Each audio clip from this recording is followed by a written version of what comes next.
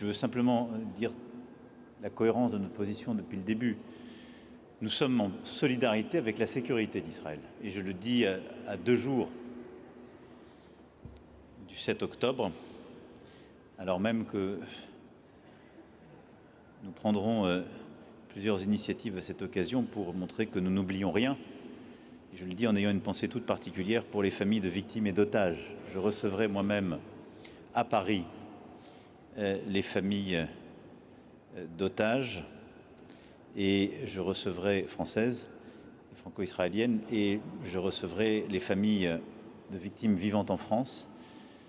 J'ai demandé au ministre des Affaires étrangères de faire une tournée dans la région. Il sera lundi en Israël et recevra, avec un message de ma part, les familles franco-israéliennes de victimes. La France, au-delà de ce message de solidarité, et réitérant le fait que nous n'oublions rien et que nous demandons la libération des otages, est aux côtés d'Israël et de sa sécurité.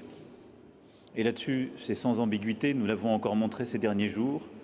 Lorsque l'Iran a déclenché des frappes, la France était mobilisée et j'ai tout de suite accédé à la demande du Premier ministre Netanyahou pour participer à la sécurité d'Israël.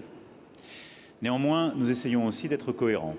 Et lorsque nous demandons des cessez-le-feu, c'est le cas pour Gaza, ça a aussi été le cas pour le Liban la semaine dernière, eh bien, nous tâchons de ne pas demander un cessez-le-feu tout en continuant à livrer les armes de la guerre.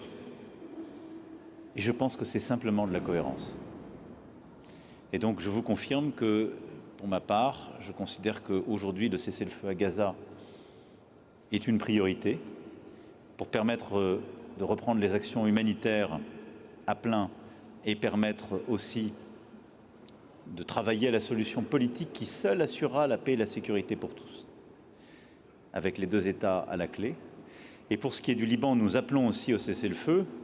Et je note, demeurant, que la semaine dernière, à New York, le président Biden comme moi-même avons endossé un texte de cessez-le-feu, et donc que les États-Unis d'Amérique étaient favorables pour le Liban, que ce texte avait été discuté avec à la fois les composantes libanaises et Israël pour le conclure. Et je regrette que le Premier ministre Netanyahou ait fait un autre choix et pris cette responsabilité, en particulier d'opérations terrestres sur le sol libanais.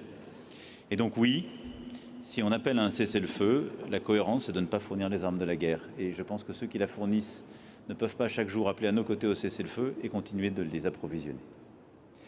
Sur le Liban, puisque vous m'offrez l'occasion d'en parler, je voudrais là aussi confirmer, comme je l'ai fait dans mon propos introductif, le fait que nous tiendrons donc dans les toutes prochaines semaines cette conférence de soutien qui a vocation à apporter de l'aide humanitaire et à consolider les efforts de la communauté internationale et à apporter aussi des éléments de soutien aux forces armées libanaises pour sécuriser en particulier le sud Liban.